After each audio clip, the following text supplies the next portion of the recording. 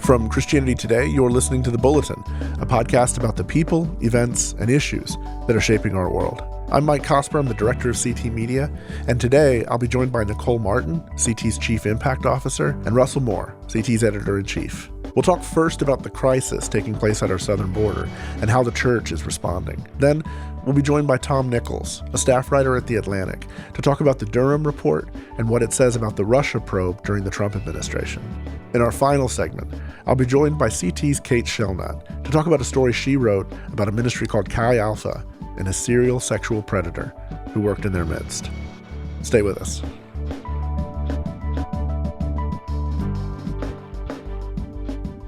All right, joining me now for this conversation about what's happening at the border are Russell Moore and Nicole Martin. Russ, Nicole, welcome.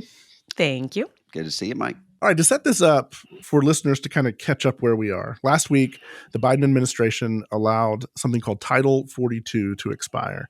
This is a section of the law that allows the government to temporarily block entry into the U.S. during a public health emergency. It was invoked in 2020 by the Trump administration, and it was in March, right at the beginning of the COVID-19 pandemic. It's notable, it's worth mentioning, I think, that there was a New York Times report that showed that Stephen Miller, Trump's chief advisor on immigration policy, had actually been advocating multiple times before the pandemic to invoke Title 42 and close the border. So for a certain segment of the right, the appetite for this was in the air. What Title 42 did is that it meant that our asylum and immigration system was essentially frozen. It was essentially closed. And people who entered illegally were as quickly as possible returned to Mexico, often within a matter of hours. Now that it's expired, immigration and asylum are governed by something called Title 8. This opens the border again, it creates opportunities for immigration and asylum, but it also carries much more severe penalties for those who crossed illegally. So for instance, if you're caught under Title 42, you're caught in the US, you're expelled right away, but there's no long-term consequences. With Title 8, there's a longer kind of due process to be expelled. But if you're caught entering illegally, you're banned from legal entry for another 5 years. In the build-up to this, there's been a surge at the border in the weeks before Title 42 expired. Expectations were high that the surge would only get worse. Former President Trump, a few days before it, warned that this would be a day of infamy. It would destroy our country. But that actually hasn't panned out. I think a lot of observers have been surprised that the border crossings have actually gone down. That said, there's a real humanitarian crisis happening here. Border officials, they're saying 14,000 people are crossing a day, that there's 20,000 people in detention facilities, and all of those detention facilities are over capacity. And there's another 155,000 migrants gathered at the border in places like Juarez waiting to cross over. So this has been a political hot button for a long time. You can go back to Trump's rhetoric. You can go back to the Obama administration and battles over the status of the Dreamers, children of undocumented people who were born here. We've also had in the last year these activities by Republican governors like Greg Abbott and Ron DeSantis, who were busing and flying asylum seekers to sanctuary cities like Chicago and New York or to Martha's Vineyard.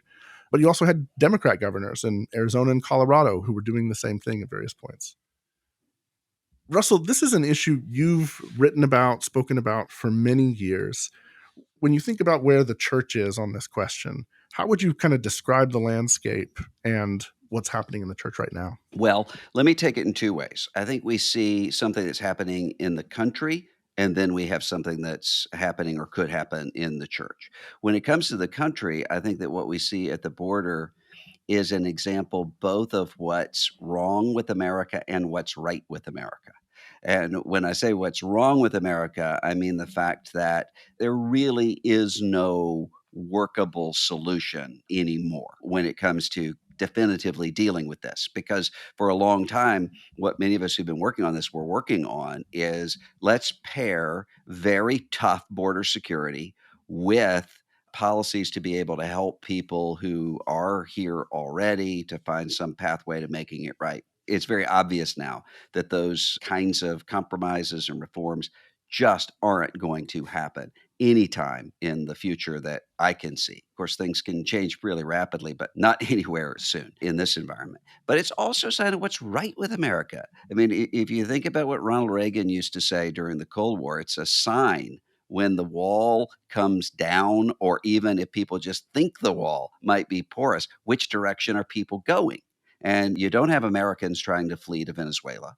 You have Venezuelans and Salvadorans and others throughout Latin America who really do want a start at a new life. Yeah, I spent some time at some of these detention facilities on the border talking to people. I remember being struck by asking a child there, "Why did you come?"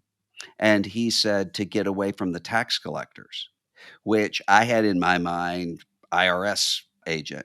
But tax collector doesn't mean that in that Mhm. context. It means essentially a violent gang leader who's Mhm. extorting money, which of course is exactly what tax collector is in the New Testament context. I mean, Mhm. Zacchaeus was not an IRS agent. This is what he was doing, is extorting people with money with threats of violence. And so it's a sign of the fact that America still is exceptional as a place of hope. Where it comes to the church, is the church really has an opportunity to model to the rest of the world what it means to be a reconciled body, but not just a reconciled body where we bear one another's burdens.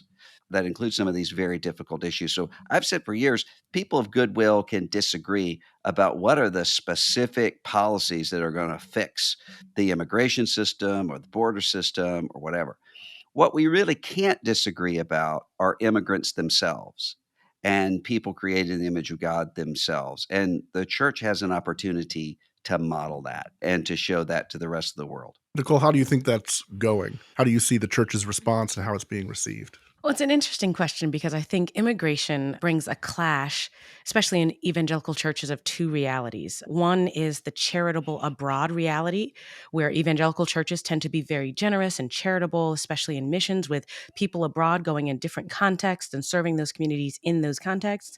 And at the same time, this apprehension, this fear that we have when that country comes into the neighborhood, moves in next door. And there's a bunch of research that kind of demonstrates that we have a different expectation for our neighbor, the person next door to us, than we do for the person overseas. So when I am serving the Guatemalans in Guatemala on a mission trip, there's a great deal of compassion. But when a Guatemalan moves next door to me, there's a great deal of fear. So immigration kind of brings those two realities together. How do I reconcile this fear that I have? Fear that comes from a wide variety of places. Fear for my own protection, fear for my job, fear for my children. How do I reconcile that with this desire that I have that I believe is driven by God to care for those who are in need? So immigration brings up those realities. And I think it's really split. I think Russell said it well. I think there's a great deal of hope knowing that we are serious about this tension of a strong border and strong policies with great compassion, but also going back to Title VIII means going back to something that's been set years and years and years ago. And where will the actual change come in? Where will we see, don't just go online, but here's the way we're going to help you go online to do your application? Where will we see a sense of holding firm to what we say is a policy for entering this country, but also creating access so that people can use the systems that we've created? So I think it brings out the tensions, but I do think this is a time for the church to wrestle with a theology of the other, not just the other over there, but Mhm. now the other who may be right here. Yeah, and another good aspect of this is that, as a friend of mine was saying yesterday, if you look at all of the fear mongering about the Mhm. hordes of people, the caravans, the whatever, you mentioned the health emergency and the way Yeah. that Stephen Miller and others, way before COVID ever happened, were wanting to use this idea of disease vectors, that these are Mm. diseased people bringing things into the country. We saw that with Ebola Mhm. earlier, about a decade ago. That kind of fear mongering, it's really not working Mhm. anymore the way that it did. I mean, yeah, you have stunts that are going on of flying asylum seekers to Martha's Vineyard and that sort of thing. But this sense of the caravans are coming, they're going to destroy your country, that just doesn't win elections anymore. It Mm. doesn't move people anymore.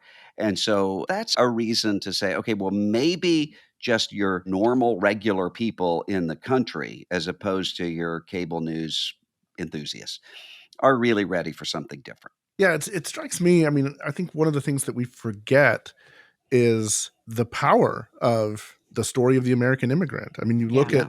you look at what's happened racially in America, you look at the growth of the middle class, you see a lot of second generation Chinese Americans, second generation Nigerian Americans who are contributing tremendously to the economy, the innovation, the good things that are happening in the US.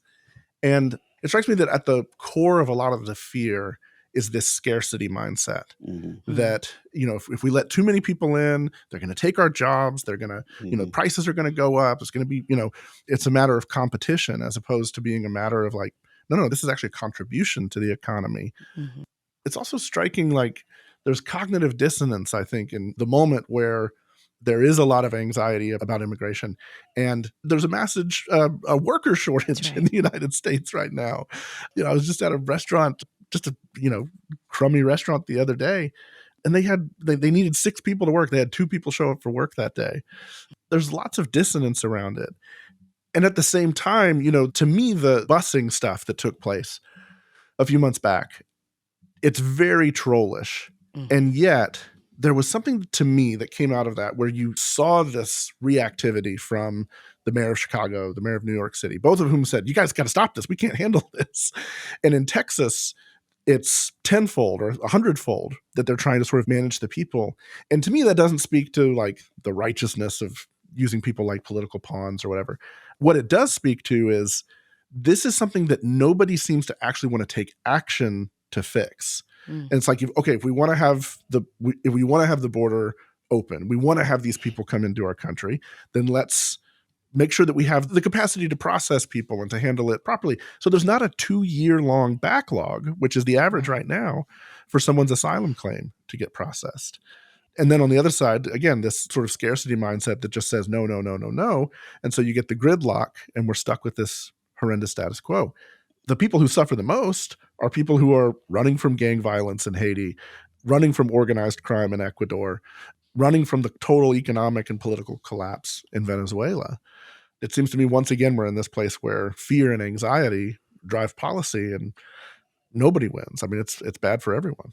Well, and it's also good for everyone in the Mm. in the various ideological activist communities. I mean, that's one of the reasons why you really can't get anything through, because there's one group of people for whom it really is helpful for them with their base if they're able to say the country's under assault and about to Mm. collapse, and Mm. so forth. We're under attack, and it's helpful for another group of people in an activist base to be able to say, I remember we had the votes to get something done on Dreamers Mm. in about 2013, 2014. We had the votes to do it.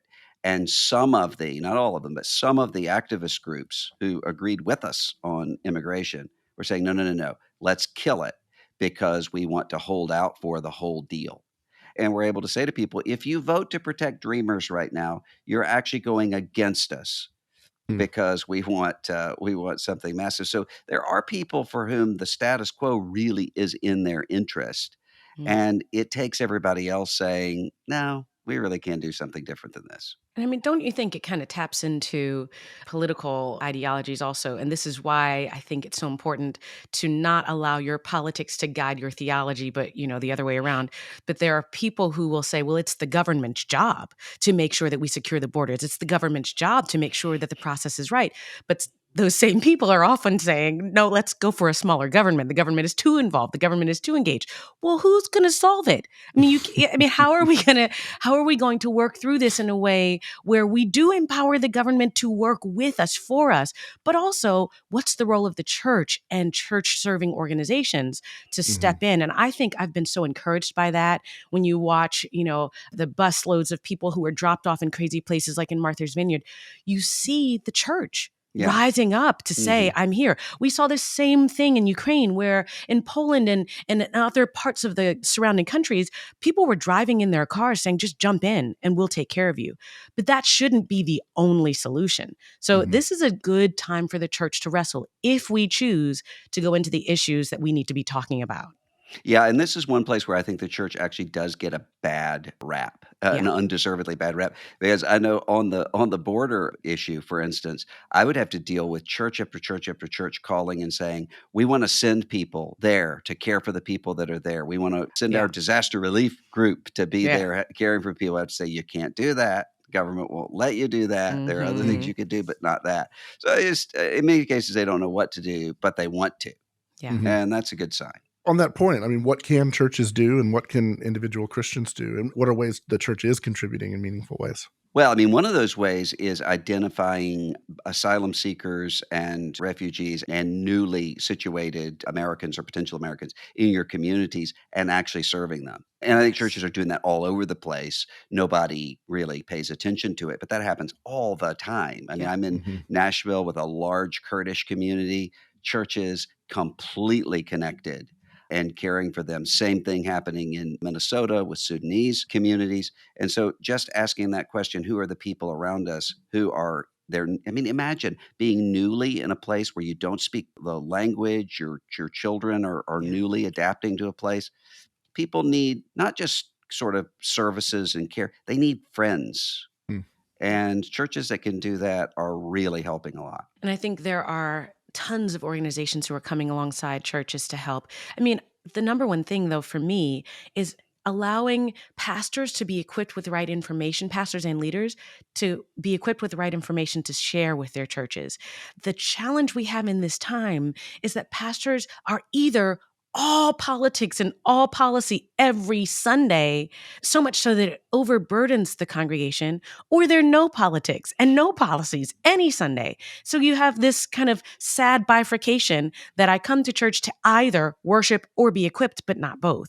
So Mhm. there are great ways to be equipped and for pastors and leaders to learn. I love what World Relief is doing, the ways that they have pathways to come alongside churches, pathways for individuals to join. There are tons of other organizations. I mean, if you just Google Christian immigration organization, you will find lots of options and opportunities, and you can find whatever works for your theological strain. You do not have to, join World Relief and agree with everything they said. You can be present. So I think Mhm. it's information, and I think it's joining up with organizations who are already involved. Yeah, and I'll just chime in on that too, because I think what both of you point at that's so helpful is to actually make a difference in something, you kind of have to get your head out of the national cable Yeah, news way of thinking about this. These are local stories. These are Mhm. local communities. These are that's right. individuals. These are real, ordinary people.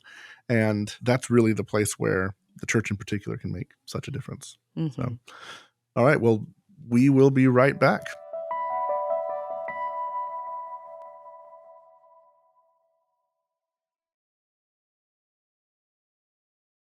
All right, joining us now for this next conversation is Tom Nichols. Tom's a staff writer at The Atlantic and a professor emeritus at the Naval War College. Tom, welcome to the Bulletin. Thanks for having me. All right, let me set this up for a moment. This past week, the Durham Report was released. This was an investigation of sort of the Russian probe. This began in 2019. The Attorney General Bill Barr appointed John Durham to look into wrongdoing and the origins and the process of the Russia probe that took place during the Trump administration. Since it's come out, looking at the reaction, it's kind of like a Rorschach test. If you listen to people at sort of the left end of the spectrum, they'll say, oh, this was a dud, Durham failed. You can compare it to the Mueller investigation and see 36 indictments and 7 guilty pleas, whereas the Durham investigation only resulted in 3 indictments, and only one of those led to a guilty plea. And yet you look over on the right and they'll point to other conclusions. They'll point out that Durham said the initial Russia probe was rushed, that it's, departed from standard procedure, that the FBI demonstrated bias. So it's interesting to me. I look at this and you see that there was all this hype that kind of built up to the release of the Mueller report.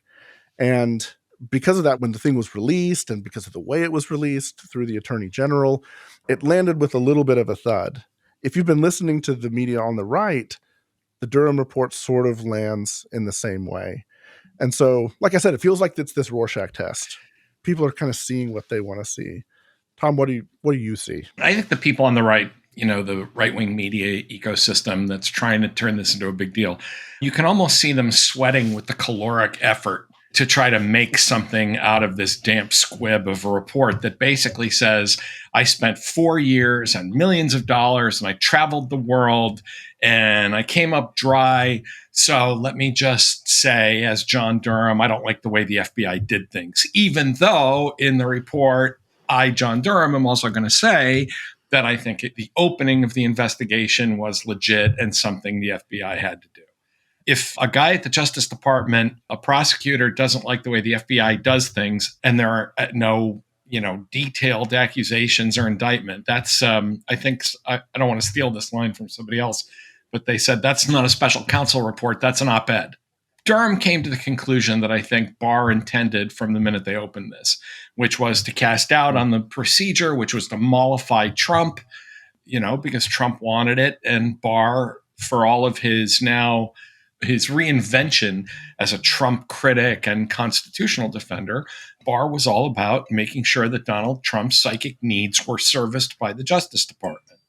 To me, it's not even a Rorschach test, because that means people would really have to disagree about what's in it. I think one thing we've learned from the Dominion lawsuit is that people on Fox have no problem going out and saying things they absolutely don't believe in, but, serving up the junk food to the audience anyway. Like I said, you can almost see, the amount of energy they're burning to say, the Durham report, the fallout, and I'm actually surprised after 4 years of what a thud, Mike, as you just said, that it landed with, because you would have figured after all that effort, Durham would have at least tried to come up with something that at least looks like it was worth 4 years and millions of dollars.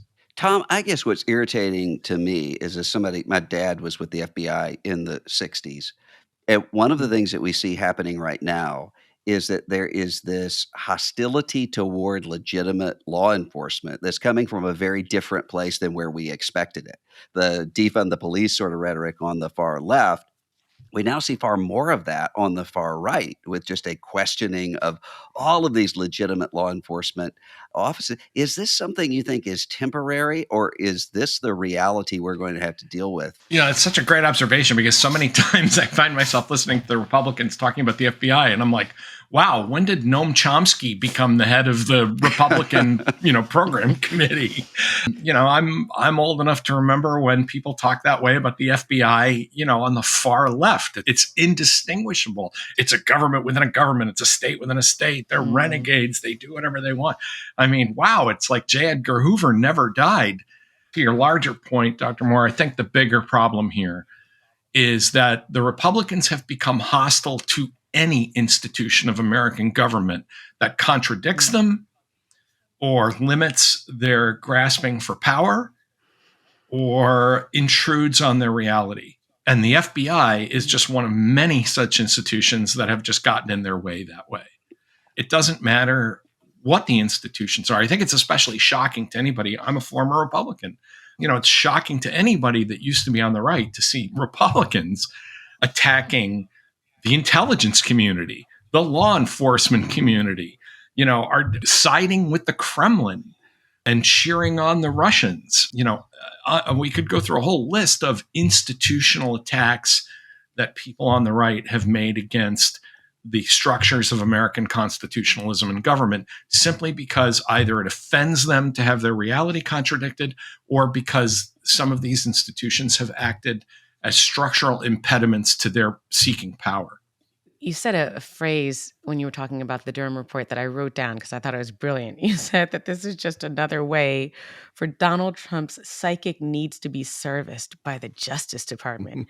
When millions of dollars and tons of hours are spent to service the psychic needs of one individual, how in the world are we ever going to redeem some layer of truth in society? And I cannot hide this tiny, tiny fear.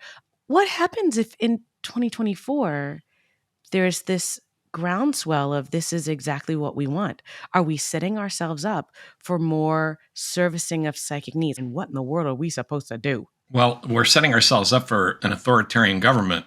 I mean, I think it's really important to remember that our institutions, and I'll channel James Madison here, I mean, our institutions were not meant to handle this kind of internal attack by vile people. We're just not structured for it. The entire American constitutional system is predicated on trust and a certain amount of virtue in the holders of power. We don't have one of those 500-page constitutions that tries to anticipate, if on a Tuesday the president tries to fire, the police chief, then on a Wednesday, we don't assume anybody's going to do that.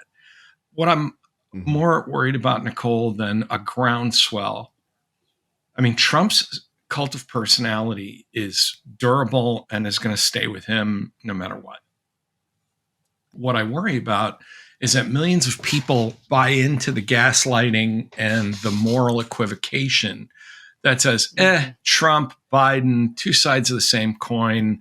I really don't even remember. How bad could it be? January 6th was, it was just a thing. It happened. It was a one-off, where people just convince themselves, Trump's an authoritarian, Trump's a neo-Nazi, and Joe Biden's a commie, and because I think in some ways that framing just makes it easy for people to remain where they are and to either not vote or to keep voting, to say, well, I didn't want Trump to be the nominee, but I have to support the nominee of the party because the alternative is communism, and all these other rationalizations. I'm not worried about, if anything, Trump should be on TV every day as far as I'm concerned, because those independent and otherwise not paying very much attention voters, and I'm not being critical of them. I mean, nobody, they're normal people. They're not like us. They don't live, sort of attached to politics every day. Yeah. But the more they see of Trump, I think that they get reminded, oh yeah, this guy is deeply emotionally unstable and a horrible person and, really dangerous. But I worry about that other problem of just people saying, what are you going to do? They kind of throw up their hands and go, Let me throw something in. It's maybe not a counterfactual, but just to come at this from a different angle. I've spent a fair amount of time the last few years looking at abusive circumstances in the church, narcissistic leaders, unhealthy communities. And there's one in particular that's been on my mind as I've thought about this, where you had a pastor, very domineering, misogynistic culture. It was a real mess. And I remember reading one day from not just a sort of trollish online account, but a respected scholar talking about this church, tells this story about how husbands in this church would have weigh-in nights for their wives and daughters, making sure that they were whatever. Totally made up, right? Like totally did not happen. In fact, if you trace the story back, there was a parody account of the church that did, posted something of this one night. And the punchline of the joke was, we'll see who gets extra guacamole, right? And the joke's on point, but it was shared as though it were true. And what got to me as I reported on that story, what got to me was there were a number of stories like that were kind of made up of whole cloth, or these massive exaggerations. And in thinking about the Mueller report, the Durham report, kind of the world of storytelling around Donald Trump, there's a lot of, for instance, with the Mueller report, there was this buildup for years of, the walls are closing in and there's these wild conspiracy theories at times being told. And I just wonder to what extent, because of the anxiety around it, because of the extent that the conspiracy theories spread, because of some of the wild stuff that was in the Steele dossier and all of that, did we numb ourselves to the facts that were bad enough as they were, right? Yeah. Maybe there wasn't sophisticated collusion between the Trump campaign and the Russians. But you know what? He went on television and asked Vladimir Putin to hack Hillary Clinton's emails, right? It's did they fail to collude because they didn't want to collude or because they were incompetent to collude? Your point about getting numb to the truth is really important. And this is one place where during the whole Trump-Russia thing, I was cautioning friends on the left saying, you're not going to find video of Vladimir Putin, issuing orders to Donald Trump in an alley in Vienna in exchange for nuclear codes. But what you're going to find is going to be terrifyingly awful anyway. They did collude. They did ask for help. And the Russians, they were eagerly accepting it. But people have gotten used to the idea that nothing is knowable. It's not that people believe stuff that's wrong. It's that they have come to accept that reality is negotiable. It's almost like a kind of, the ultimate triumph of postmodernism, right? That reality, the text is whatever you think it says. Reality is however it's interpreted through your eyes. Tom, you made your acting debut this week on Succession and wrote about it in a piece of The Atlantic that we'll link to in the show notes. And I think I know your answer to this question because having read your book, Our Own Worst Enemy. But how much of what we see with the misinformation and disinformation is really coming from the outside, whether through cable news, misinformation, disinformation, or Russian troll farms and Facebook memes? And how much of it is just us? This is just who we are as a country right now. Well, that's a great question. And Russell, thank you for reading the book. Appreciate that. But it's a little of both. The stuff that comes from Russia and the troll farms and even the pollution that pours out of places like Fox, you can't plant seeds on cement. There has to be some fertile ground there for that stuff to take root. That's the point I was making in the book, that when you have a very narcissistic and bored and affluent society that's just looking for life to be more interesting, that's a market waiting to be served. That's a market waiting to be served by people who say, hey, you know what? You're not just a guy that works, at a grain feed store. You are a crusading anti-pedophile, constitutional warrior, blah, blah, blah, because that's catnip if you're not centered on, family and community and faith and all the other things that used to give people's lives meaning in an earlier time. I think back, I got my start as a scholar in the old Soviet days. I was a Sovietologist back when we still needed those. And, the Soviets used to flood the zone with all kinds of conspiracy theories, but it's almost like the American system had a better immune system. The American people had a better immune system against that stuff. The two that the Soviets really succeeded with was that the US government is intentionally flooding Black neighborhoods with drugs to kill Black people. And the other that got some traction, and you'll still see it pop up now and then, even though the Soviets, after the Cold War, they admitted they'd made it up, was that the Army invented AIDS at Fort Detrick. I love that they were so specific about, where. It's like a Stephen King novel, that AIDS was invented by the Army at Fort Detrick. But these things didn't catch on in broader society, in part because you didn't have news channels that would pump this sludge all day long. But also you had millions of Americans who would look at something like that and they'd go, nah. They kind of go, and I think too, to go back to one of the things I wrote in the book, it's that we're lonely. It is a great corrective in society to be. I'm a big fan of Cheers, and in one of my books I mentioned Cliff Clavin, the know-it-all mailman, right? One of the things that was beautiful about Cheers is every time Cliff would say, well, it's a known fact, the other people at the bar would look and shake their head and say, Cliffy, Cliffy, Cliffy. When we congregated more socially and someone would say, I think Jewish space lasers were starting forest fires so that the Italian voting machines, blah, blah. Used to be that if you were in public, somebody would turn to you and say, hey, Bob, that's nuts. Right. They call it we're gonna I'm gonna call your wife and just tell her to get the couch ready, and you need to take some quality time. But we don't have that anymore. People can sit there for hours with their like monkeys in an experiment with this stuff just being piped directly into their brains through their eyeballs on YouTube and cable and other places. And the Russians, to come back to your question, Russell, the Russians, I think, were very adept at knowing that and saying, let's target those outlets.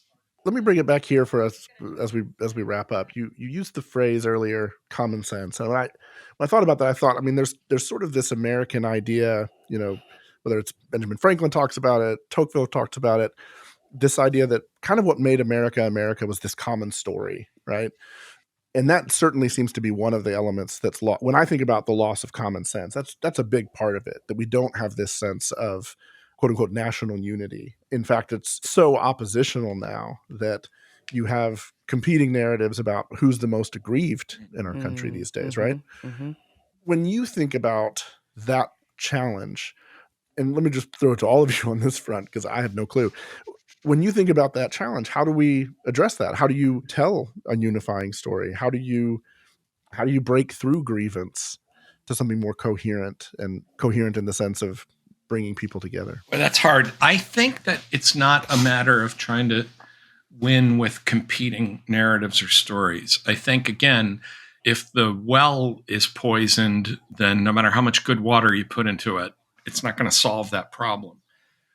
One of the qualities that I miss, if you ask me about what I remember as a kid in the 60s, I'm 62. So as what I remember as a kid in the 60s and the early 70s about the people I grew up with, it's a virtue that I very much associated with Americans until recently, and that is stoicism.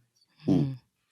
You know, one of my friends points out that what's happened to America now is, in both structure and culture, the balkanization of our politics. That instead of being, you know, Americans from different parts of the country who disagree, but are fellow citizens in a republic, we are, you know, Serbs and Croats and Slovenes and, you know, in 1990, all shooting at each other and yelling and screaming at the top of our lungs about things that we didn't argue about 10 years earlier.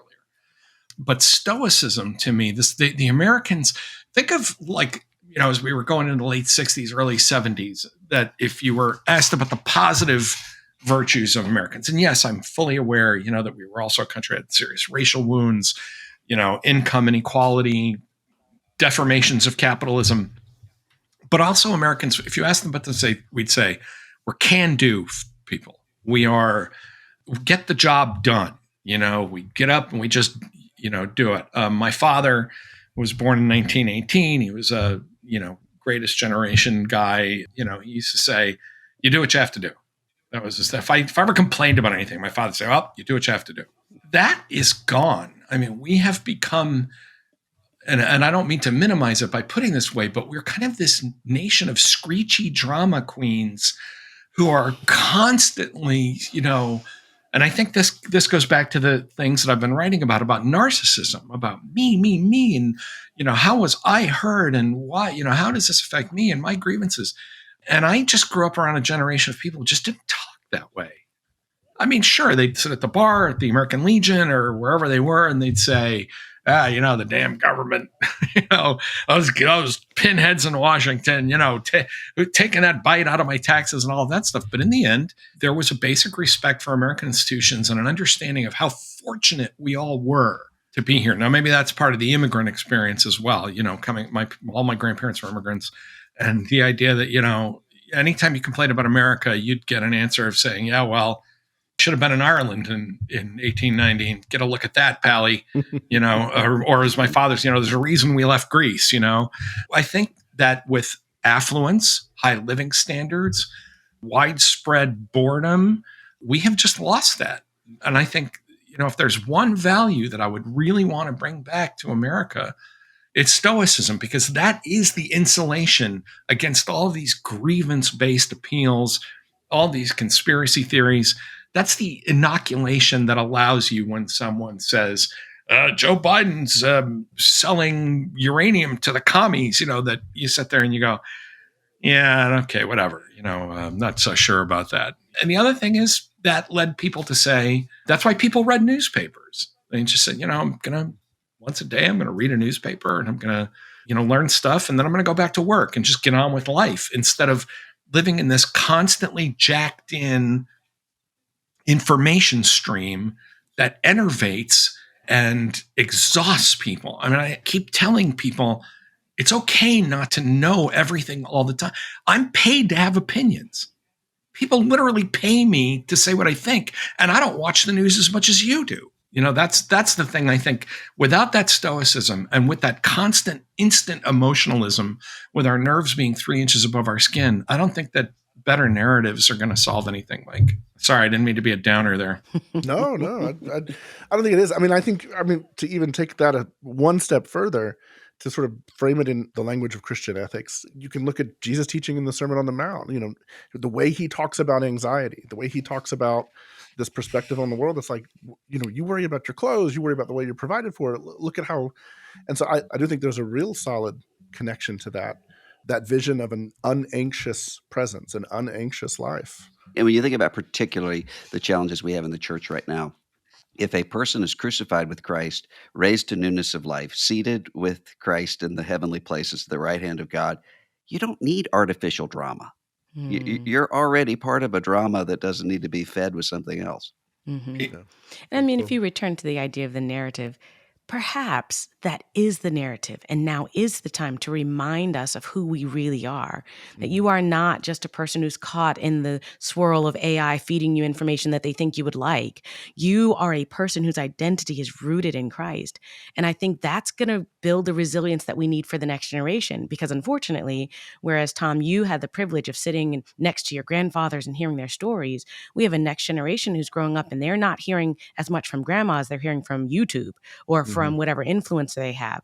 So how do we find a way to restore Christ-like identity with resilience, with stoicism, with integrity in the next generation? I think it's got to be some spiritual formation someplace. I think it has to be done at the micro level by each one of us to people we love and care about and interact with on a daily basis. I mean, I can't tell you how many times I've turned to people that I love, people, in my community, in my church, in my family, and where they've said something and I've turned and said, shame on you. Shame on you. You know better than this. I said to one of my friends once, I said, you were brought up better than this.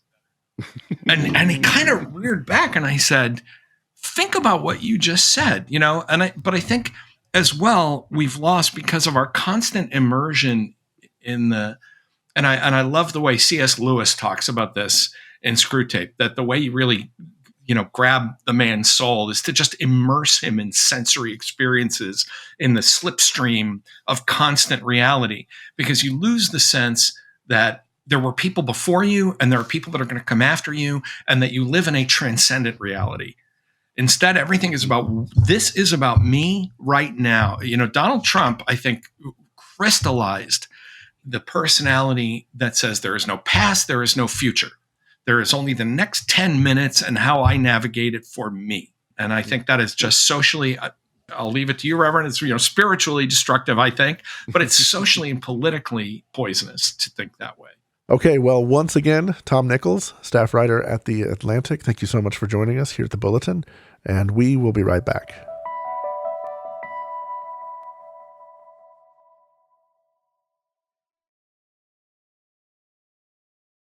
Joining me now for this conversation is Kate Shellnutt, editorial director of news and online journalism for Christianity Today. Kate, thanks for sitting down with us. Thanks for having me. So this week you published a story about a controversy that's been going on in a ministry called Chi Alpha.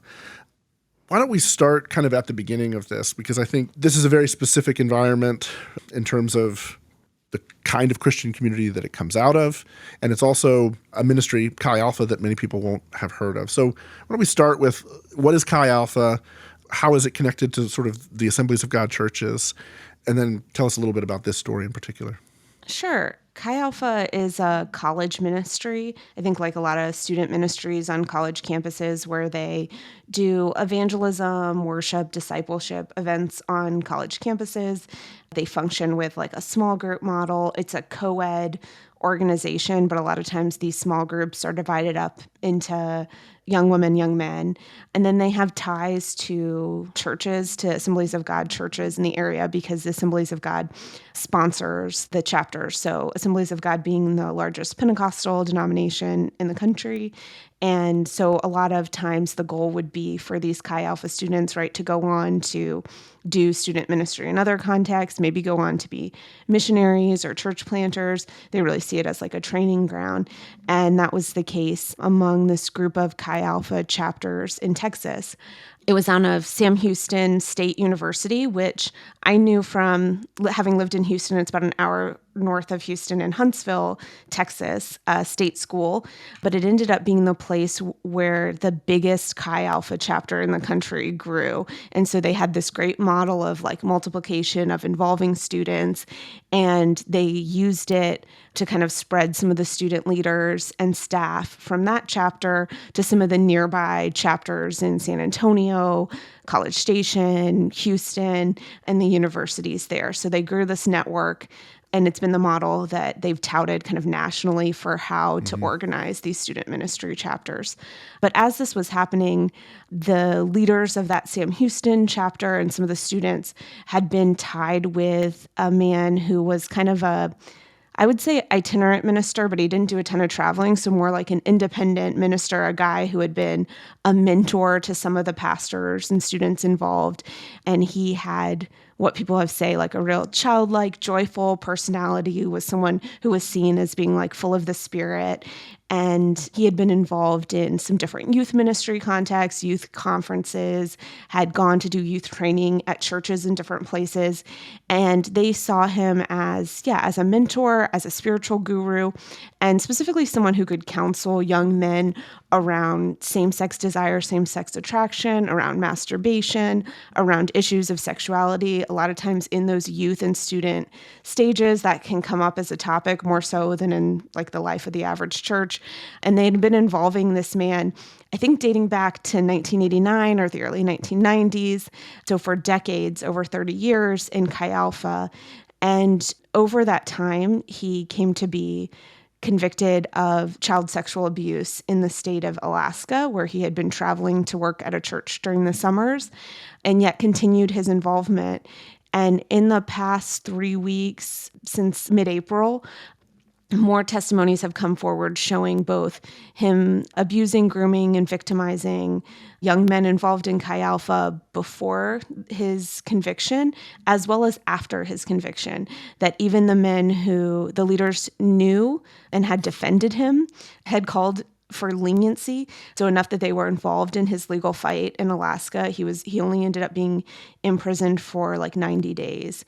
So they knew that he had this conviction and background, and yet continued to quote him, invite him to events, in some cases invite him to their churches, but kind of most significantly send students to live at his home in Houston or stay overnight for weekends, retreats, counseling.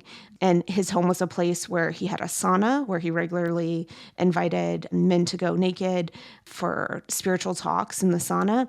He famously slept naked. And I heard from multiple people who even some had been sexually abused by him, some hadn't, but had been invited to sleep with him naked in his bed. So he had this kind of normalization of naked behavior.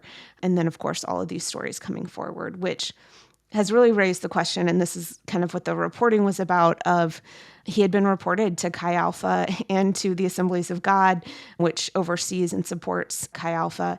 And yet, because he wasn't an official licensed minister with them, they didn't take action until the recent attention to the story. Yeah, his name is Daniel Savala. I guess one of my questions is, what exactly was this guy's ministry? Was it primarily ministry with students, connected to Chi Alpha, but not officially part of the organization? He was sort of a freelance, soul care counselor, but not licensed, not accredited. Is that correct?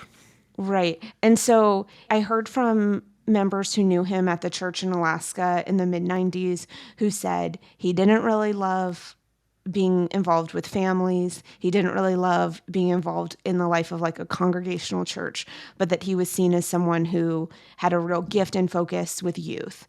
So he was even brought in to this church in Alaska, as well as to churches in Europe, I think both in Wales, UK, and maybe even Romania too, where he was asked to come in and kind of do stuff over the summer with the kids, do discipleship.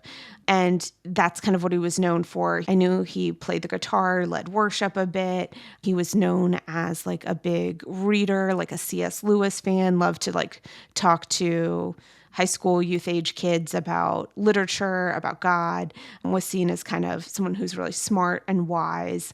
So I would say I've never known someone an equivalent of this in my church experience.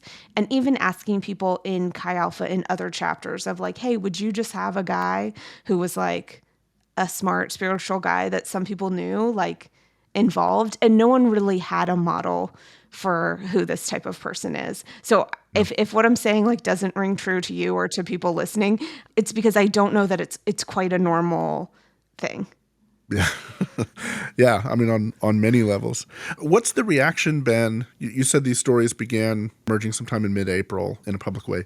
What's the reaction of the churches, the pastors who've been connected to him, maybe even some of the pastors and churches who've been implicated by this story because of their connection and their awareness?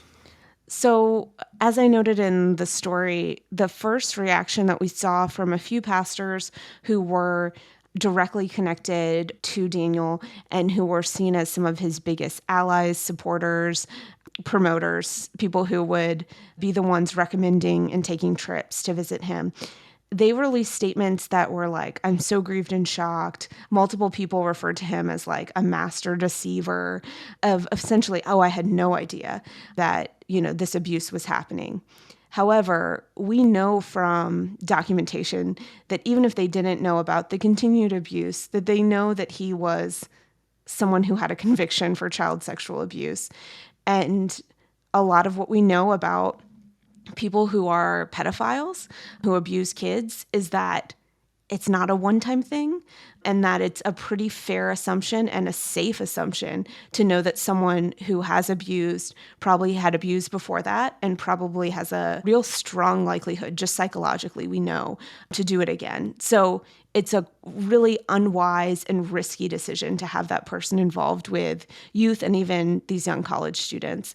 So what I was kind of encouraged by was to see multiple churches of these leaders who said, I had no idea, I was so shocked, say, wait a minute, and kind of call their bluff right away. Rather than just joining them, they said, actually, you're going to have to step down and we're going to have to investigate this. This is one thing that's happening at the Texas A&M chapter, which involved a man named Eli Stewart, who came out of that Sam Houston college and was started both a church and the Chi Alpha chapter at the school. So he is currently on leave while the church investigates, and he had kind of made a big announcement in front of his church, and within days the church said, actually our elders are going to look into this rather than buying his version of the story. He was someone who had advocated for leniency against Zavala and who essentially accused the young men who had raised charges against him and told these stories of making it up, of being bitter.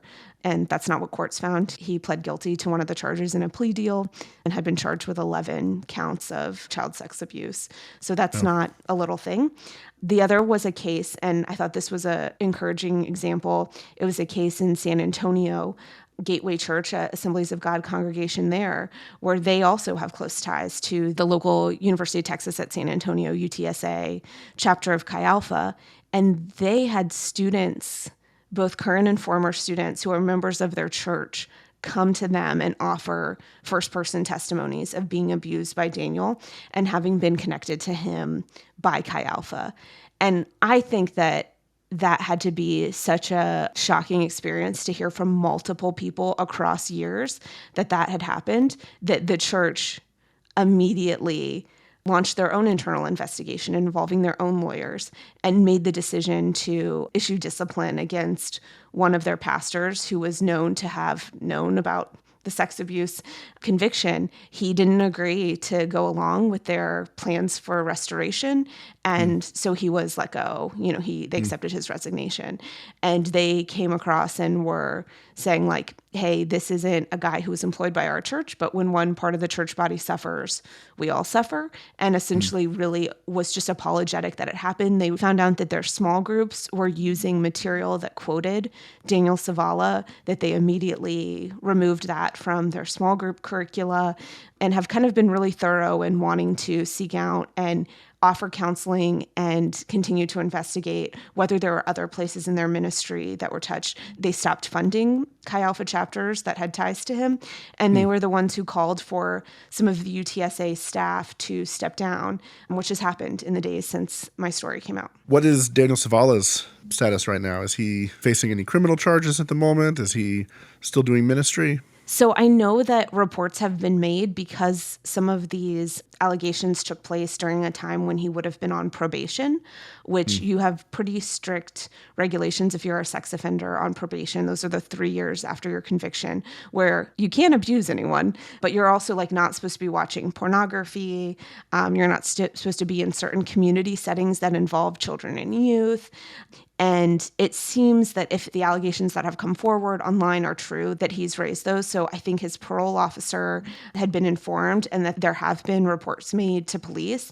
I'm not aware of charges being filed yet, but I know that because of the stories coming forward, that there are people who are in contact with authorities.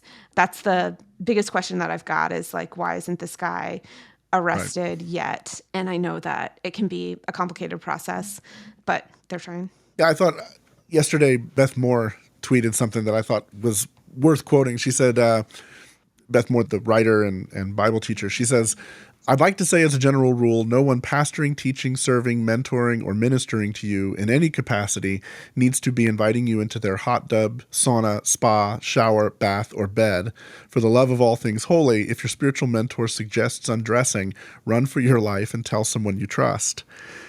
And I think for a lot of people, you hear that, and in many ways it feels like the most common sense advice possible.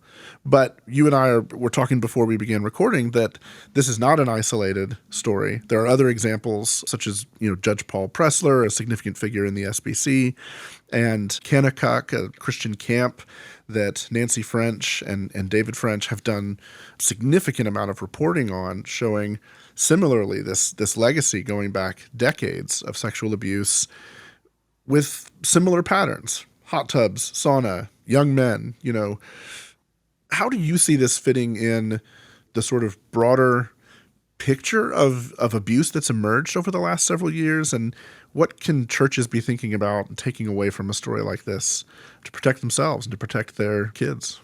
Yeah, and I wanted to say, obviously, on its face, I agree with what Beth says, and those should be red flags for all of us.